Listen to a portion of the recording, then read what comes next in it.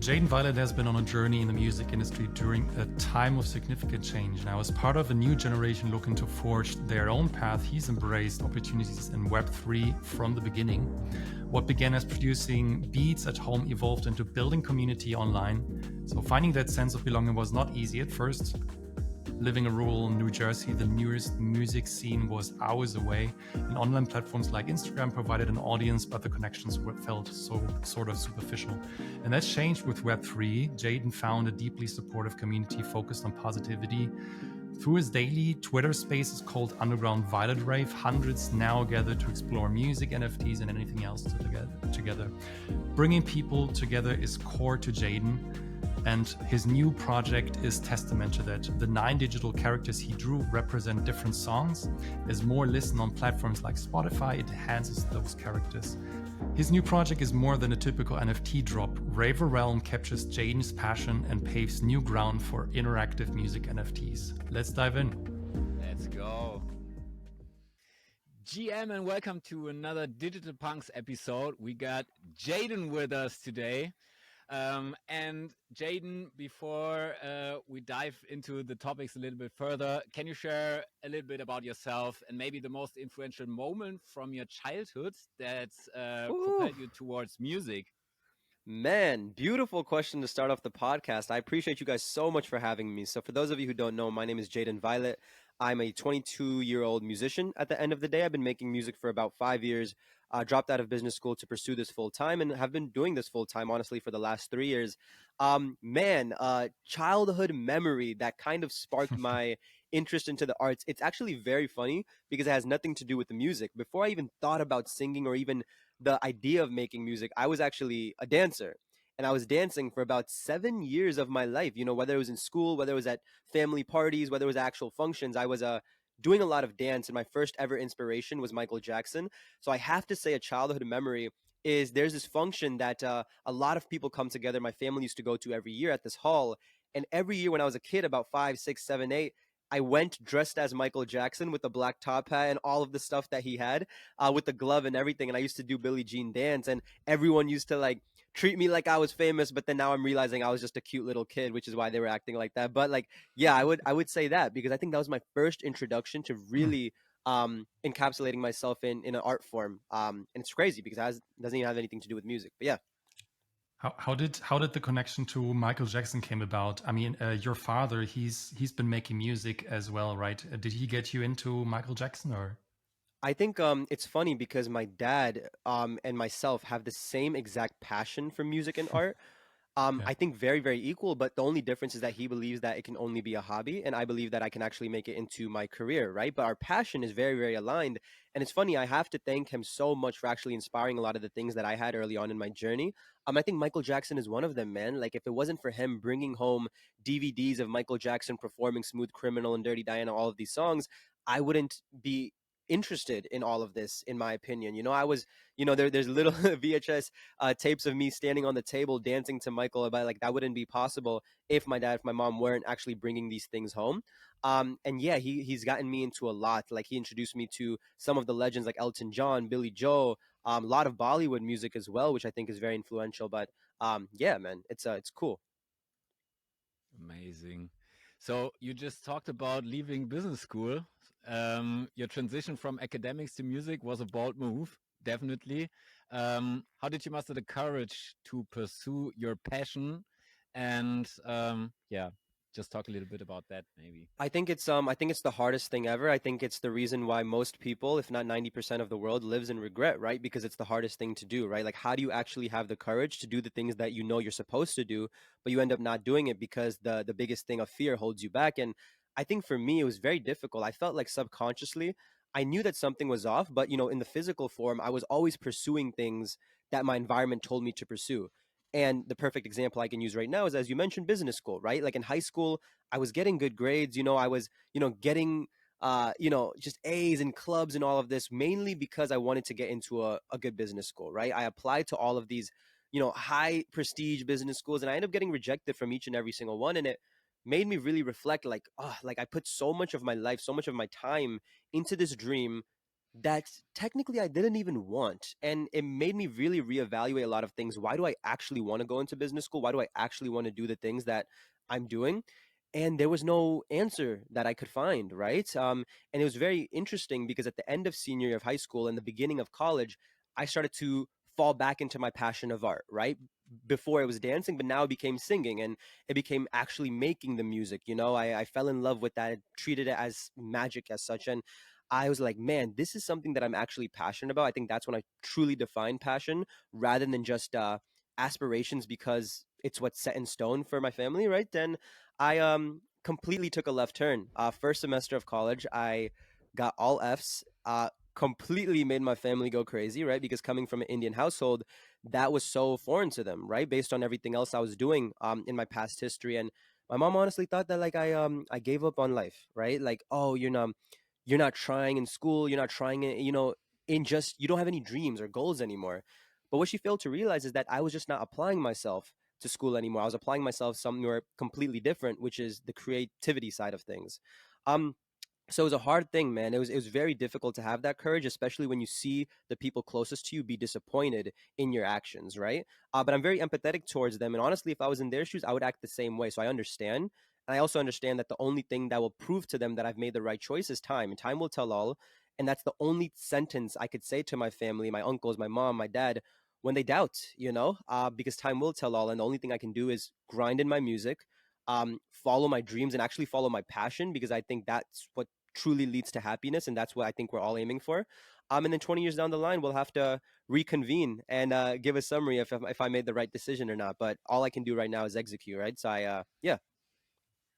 No, very, very inspiring and sharing your story and how you got here. So this got you focused more into music. Now, what was the pivotal moment where you said, okay, I'm trying to pursue a music career. It's actually a no-brainer to go and embrace Web3 as part of building community.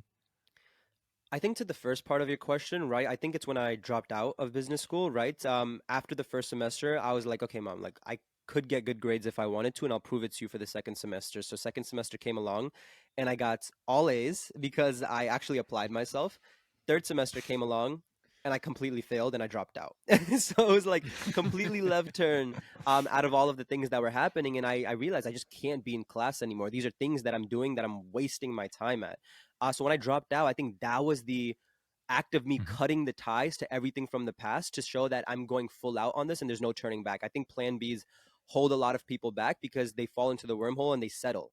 I think I've seen so many of my friends lose that passion and creativity inside of them because they've had a plan B and they attach themselves to it, whether it's a 9 to 5, whether it's a corporate ladder job or whatever the case may be. So I think going full out in music was that act of me dropping out of college. I think it was very pivotal for me. When it came to Web3, right, I was making music and trying to pursue music full time for about 3 years before I found the Web3 space. The problem was that I was always early to things and I was always aware that I was early to these things, but I never actually took advantage of my awareness of being early. I remember when Musically first turned into TikTok and, my friends were telling me, yo, check this out. You should post 5 times a day. You can really gain a community because there's no one posting right now about music. And I just didn't do it. And there's nothing that I can contribute that to except for my failure to adapt and execute, right? I was always like, I can't do short form video content. It's not me, blah, blah, blah. And I ended up seeing all of my peers in music actually build fan bases, build community because they took advantage of an early platform. It wasn't until end of 2021 where I got COVID and I was stuck in my room and I was like, okay, I have nothing to do. This is terrible during the holiday season. Let me just scroll through TikTok, whatever. And I saw music NFTs. And I'm like, man, this is something that is very, very special. I saw a song sell for $10,000 under 2 minutes. And that's the most money I've ever seen. I've never made that money. I couldn't even imagine making that money off of my music alone. So ever since then, I basically was aware that I was very early to something. And I found a gem, which is music on the blockchain. But I actually executed on it this time. I think that was the difference between the last 3, 4 years of me operating in the music industry, that I actually was aware of something and I executed it and doubled down on it. I had about 50 followers on Twitter at the time. At the moment, I hated the app, but I realized that I cannot make the same mistake I've been making and I need to adapt no matter what my feelings are. Started doing Twitter spaces every single day to connect with people. And, from 50 followers now to like where I'm at right now, it's just an exponential increase just because I really saw the fruits and the benefits of taking advantage of being early. And I think we can continue doing that. It's still very, very early, but yeah. Awesome. So you've did a couple of Web3 related projects over the time, right? Maybe name a few of them, and then let's definitely talk about Raver Realm and how it maybe even encapsulates your journey and growth as an artist.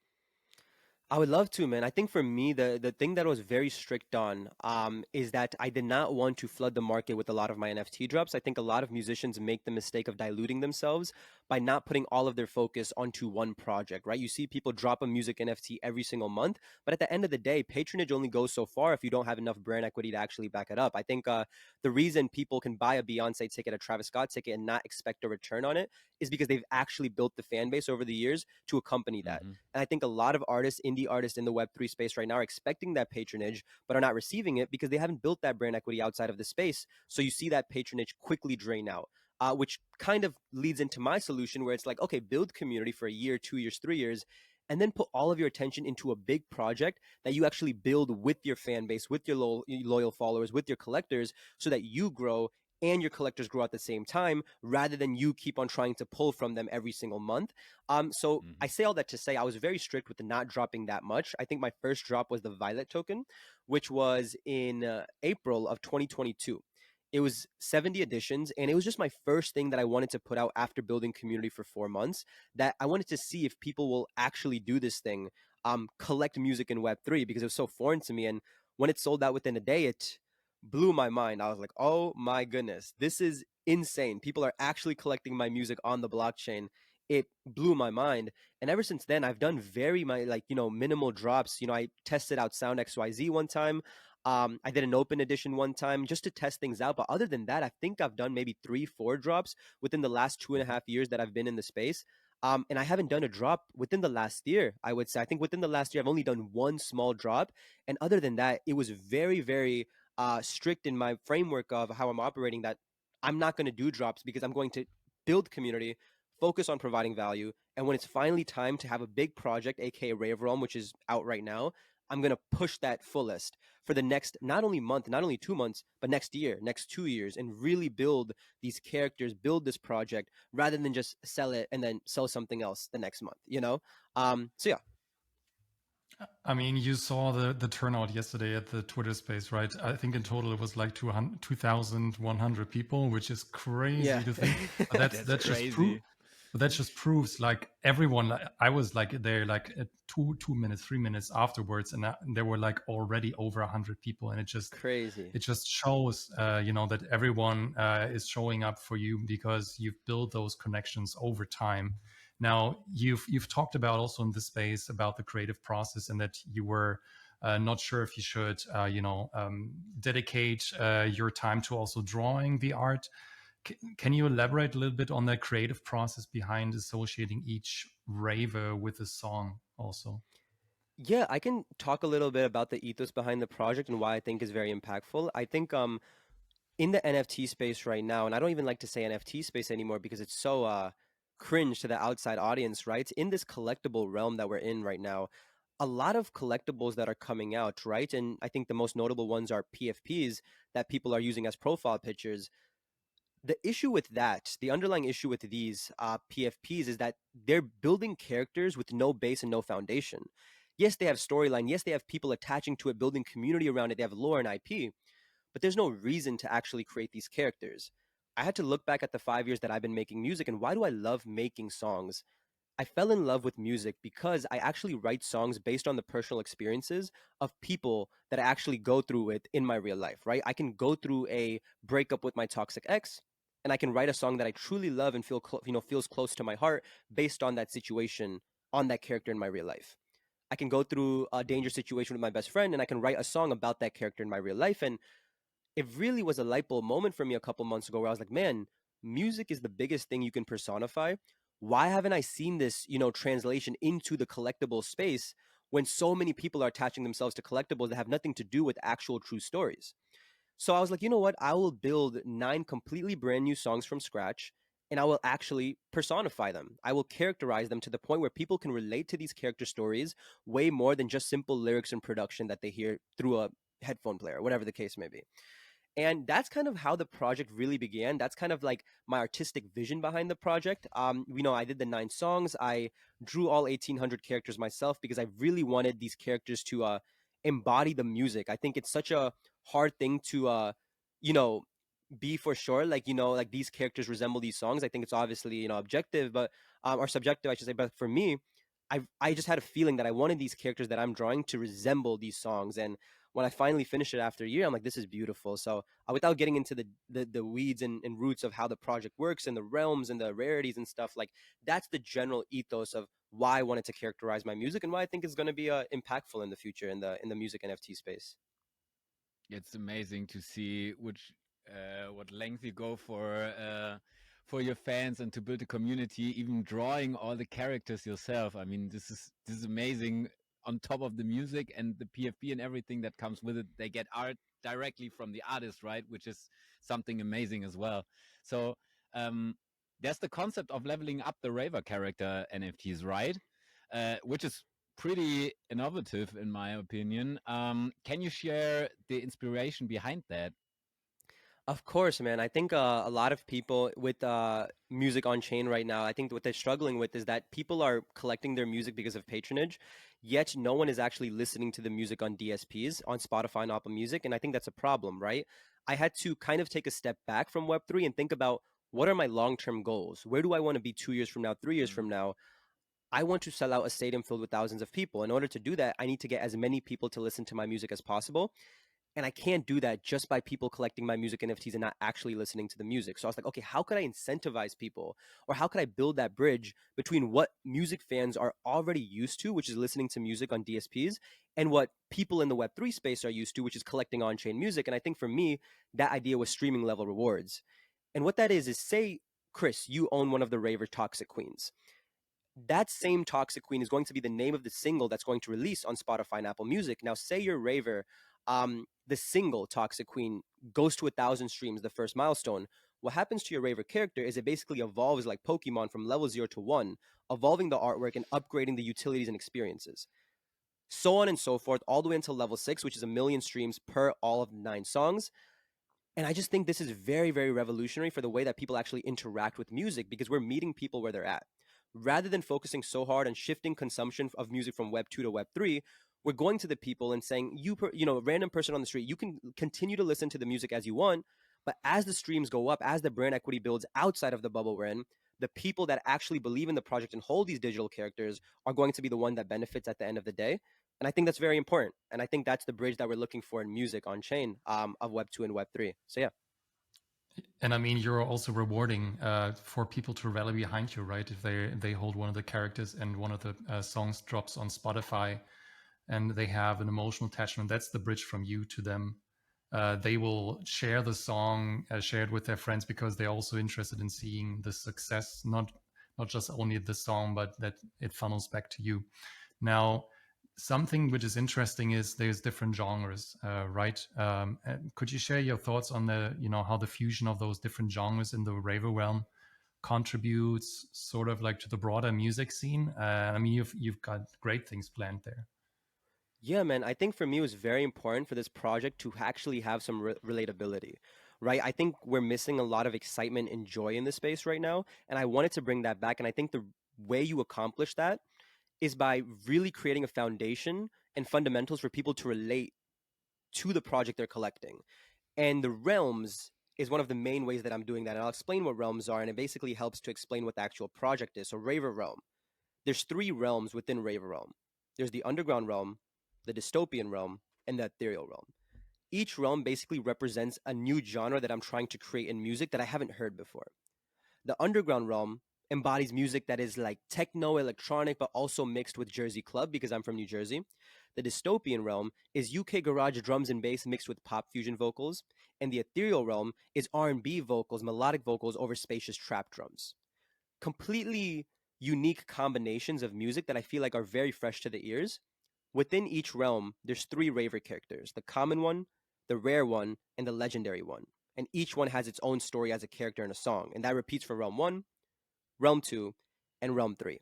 That way, it kind of gives people this attachment to a specific character, but not only a specific character, but a specific feeling that a realm actually encompasses. A lot of people who go to the gym, they may want to get something from the underground realm because it gets them hype. A lot of people who are going through a breakup may want to get something from the ethereal realm because it gives them comfort in a tough situation where they're dealing with heartbreak and lust.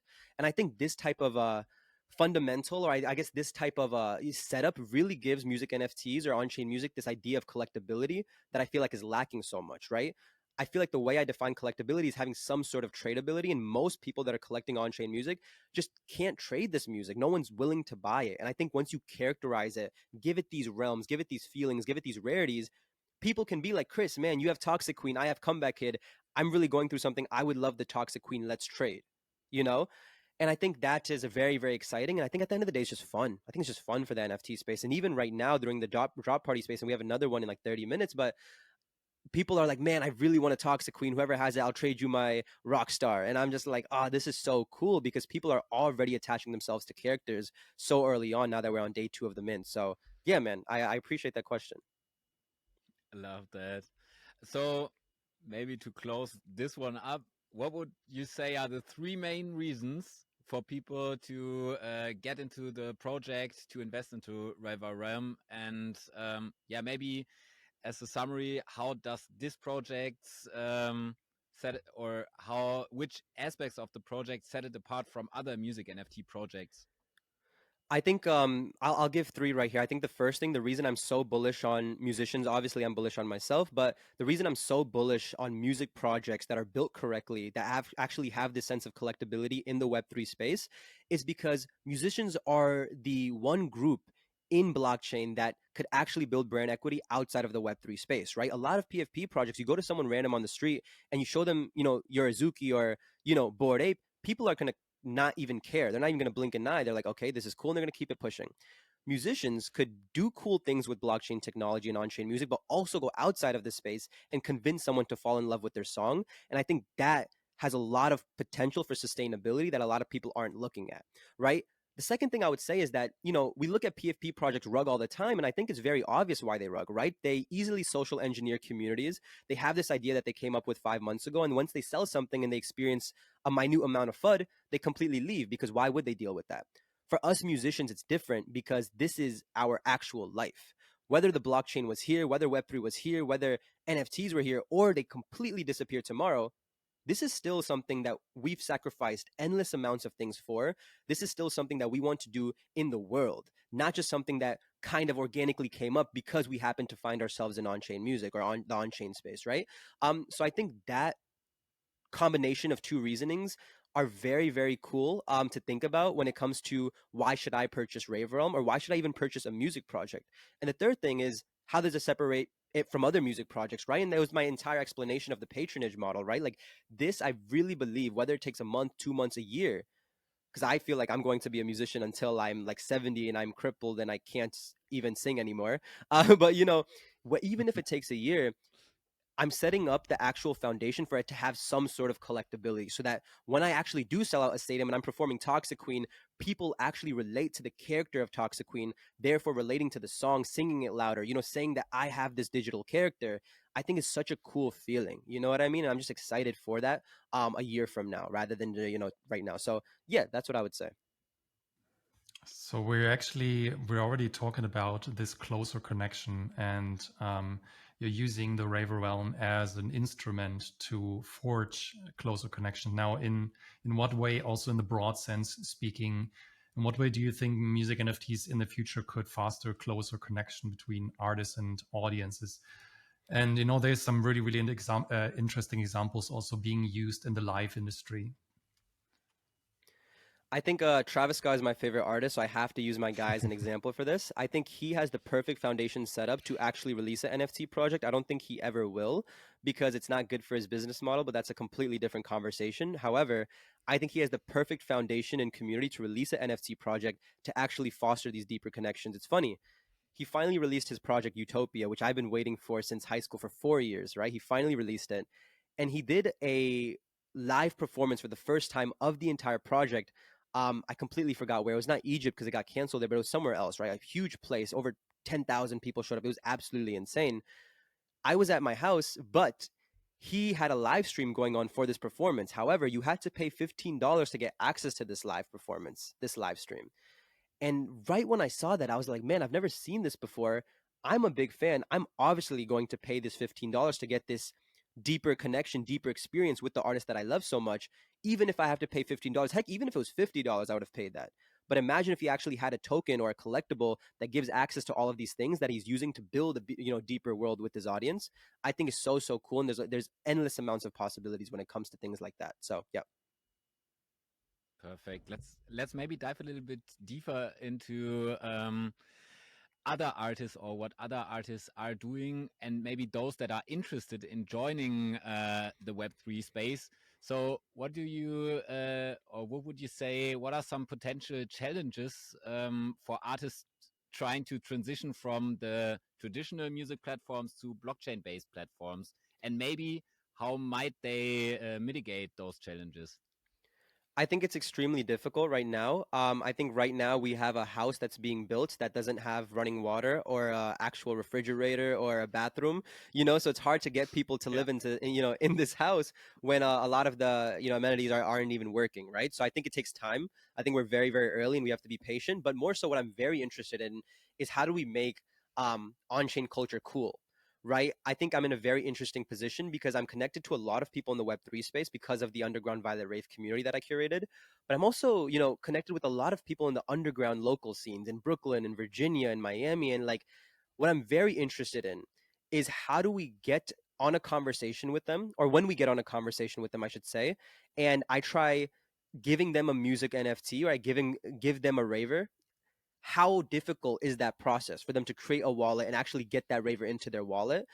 And I think refining that model and refining the explanation I give to these people that are actually like in the culture of music is something very interesting and something I want to focus on. In fact, I would want to say that I'm not sure when this podcast is going to come out, but anyone who's listening to this podcast and wants to get into on-chain music, if you DM me, Jadyn Violet, on X, on Instagram, or anywhere, because my at handle is the same, I will personally collect a raver for you and give it to you for free. And I will onboard you throughout the entire thing. So all you have to do is so all you have to do is, like, if you're listening to this podcast right now, just DM me, and no matter what the price may be for ravers, you know what I mean, if they're still available, if they're sold out, I will collect one on secondary and I will get on a call with you and give you your first digital collectible, because I just think that experience is very cool and I want to get these in the hands of people that are affecting culture. And I just think it's a cool case study, right, to see where that barrier is, right? But yeah. Wow, well, what an offer! Everyone that is listening, you should take up Jadyn on this. We'll definitely put the Twitter, or should I say X, link in the show notes so that you can get in contact with him and take him up on that offer. Sounds like a great opportunity. And Now, get your first collectible. yeah, absolutely. Oh yeah. Now, there would be no interview without not talking about AI, which has been going on a rampage in the last few months and gaining a lot of momentum.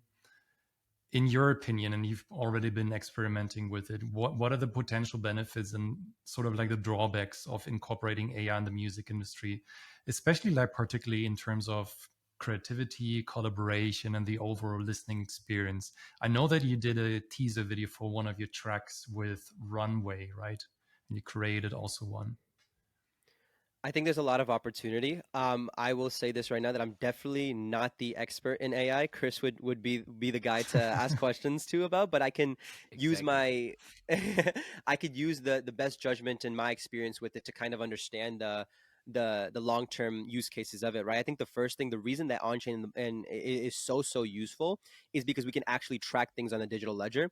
I think everyone knows, whether you're in the on-chain space or not, that the craze that was happening with AI music on TikTok, right? The person that made the Drake Weekend song, a bunch of other AI songs coming out. You don't know, right? Like, if this was actually created by the artist sometimes, or if it was AI. Yes, if you pay very close attention to detail, you could tell. But a lot of times these AI fakes are very well done. And, you can't tell which one's AI, which one's real. having everything on chain from the actual creators, seeing who created these certain elements is the solution to it all. And we don't have a digital ledger to actually prove these things. So just another use case for the blockchain that I wanted to throw in there that would help, solve this whole AI craze that I feel like everyone could relate to. But more so when it Mm. comes to the creatives and how we could use it to actually exemplify like our experiences, I would say is yeah, I would use my runway experience as an example of that, right? Like what I did with runways, I basically created like this cool AI music video without even having any equipment or shooting it. I had this video of me performing, it was like 15 seconds. All I did is Runway ML, as if anyone's wondering, you can look it up. I went on Runway, I inserted my 15-second video, and I just said, evil villain with fire everywhere. I pressed enter, and it turned my performance into a flaming hot evil layer, and I was performing like an evil villain. You know what I mean? And it's like that concept was so cool because it's so fresh right now, right? And it's like it just Hmm. spices up the things and the ideas we have. Obviously, it's still very, very early, so it's not perfect. So don't expect to go make a Pixar movie going into an AI platform right now. However, like I said, just with on-chain, right? Like everything is so early right now that it always benefits you to be early to these tools because you'll be an expert once the house is actually built. So yeah, I'm very excited for things like that. I think like obviously OpenAI, making things more convenient. I've used it all the time to actually like, whether it's writing emails, whether it's pitching to playlist curators on Spotify, right? You can Hmm. use OpenAI to like curate these messages for you. I think that's very cool. Um, yeah, I think that's a couple of things that I would want to mention. Perfect. Thank you so much for all the insights. We learned a lot about you, about Raver Realm. But before we finish the podcast, let's talk a little bit about you and learn more about Jadyn outside of music. Maybe you can tell us a little bit about your hobbies or activities that you enjoy in your downtime that maybe help you relax and recharge your creative energies. Eating Taco Ah, Bell. man, it's a very very good question, man, because I've made this my entire personality in life at this point, where it's like, Hmm. I wouldn't, I don't know if it's a problem or I don't know if it's a superpower. I think it's a little bit of both, but I have this like idea, like, like this idea of always working hard and not taking breaks, right? Because the minute that I decide to take a break, whether it's watch a movie or go out, I'm like, man, I could be doing this, which could get me into this position. And it's sometimes a bad position to be in, right? Because a lot of the times you can't just experience life, and that's what you need in order to get inspired by your music. But then also, maybe these are the sacrifices we need to make in order to actually achieve the 1% and be successful. So it's such a double edged sword, and I'm trying my best to balance it. But it's so difficult to have hobbies. It's so bad to say, but like outside of music, you know what I mean? Because I truly love making music. But I think another thing is I love entrepreneurship. Maybe some people don't classify that as a hobby, but for me, I truly enjoy it, which is why I love the on-chain space so much. I love Hmm. doing Twitter Spaces every day. I love throwing IRL events. I love dropping this Raver Realm project and getting collectors and benefiting these collectors and growing community. I love doing these things because it's all entrepreneurial, right? It's all building a brand, building a business, doing strategies, doing growth tactics, analyzing, all of these things is fun to me. You know what I mean? Which is why like a lot of artists say, I just want to focus on the music. I don't care about the business. I like would love to care about the business because it's actually fun, just as fun as the music is, right? So it's like so it's very like I'm very passionate about these things, but outside of all of that, man, what do I I would say traveling. That's the biggest cop out answer anyone can give for passions because who doesn't like who doesn't like travel? I like eating Mexican food. You know what I mean? That's one of my favorite things ever. Going to a Mexican restaurant, sitting down and just eating food is like the best thing ever. What's your I'm getting favorite? in. What happened? What's your favorite dish there? If I were to go to a Mexican restaurant, my go-to would Yeah, probably just be cheese and onion enchiladas with the side of black beans and rice. That would probably be nice. my go-to. Really. And tequila, obviously, but uh, Obviously, with yeah, orange yeah. juice or just plain tequila. Plain tequila, 100%. Definitely not with Oh, orange well. juice. But but I need All or lime, of nothing. course. I need that, and yeah, I think working out. I'm really big on working out. I try going to the gym every single day for a long, long time. I think it's what's needed in order to add the Mm. security layer outside before you enter into the work world, whatever that looks like for you. And I've grown to really like it and look forward to it, man. It's a community of people where Hmm. you can go talk to people. Like just improve your like your character in this world, right? We're talking about ravers and characters. Like, you can upgrade your character in this world. Why not do it, right? So like that's something I'm very passionate about recently, of course. Okay, great. We got one more question for you. This is a fun one. Maybe it's already answered, but I'll give it a try. Imagine you wake up one day with the ability to time travel. Which era in Oh, music history would you visit first, and why? damn. The first thing, this is so hard. I have a lot of answers that popped into my mind. I think the easiest one. I wanted to come up with like a cooler one, but the first thing that popped into my mind is when Michael Jackson performed Billie Jean for the Yeah. first time in Motown. I would love to be in that crowd. Like, it's, oh my god, like that was the first ever live performance I watched, and I could not stop doing the moonwalk after that. Like, it was a moment in time, and seeing people stand up from their seats and like clap, it was like an auditorium, people stand up on their seats and clap. Like, you don't see that now. It's so different. Like, there's stadiums of people jumping up and down, but back then it was like there was like a professional esque to a performance, right, with people giving a standing Hmm. ovation and stuff, and it was beautiful, man. I would that's the first thing that I would definitely go back to. um yeah. Nice. Good choice for sure. All right, let's wrap this one up. But first, the last minute of the podcast is always for our guests. So you have 1 minute. Use it to tell our listeners whatever you want them to know. Yeah, Let's man. My go. name's Jadyn Violet. Love Mexican food. No, my name's my name's Jadyn Violet. I make music. You can find it everywhere: Spotify, Apple Music, literally anywhere. Instagram, Twitter, X now. But yeah, the last thing that I would say is Raver Realm is what I'm working on now. When this podcast comes out, I have no idea where Raver Realm is going to be, but regardless, collect yourself a Raver, right? Experience what it feels like to own a digital character, and actually see what that feels like, see what feelings it gives you. And again, like, back to the request I made in the beginning, like, if anyone wants to DM me that doesn't own a digital collectible, I will happily gift you a Raver myself if you find me through this podcast. And yeah, Jadyn Violet everywhere. I'd love to, for you to resonate with the music. Work hard, chase your dreams, all of the 9 yards. And yeah, we're lit.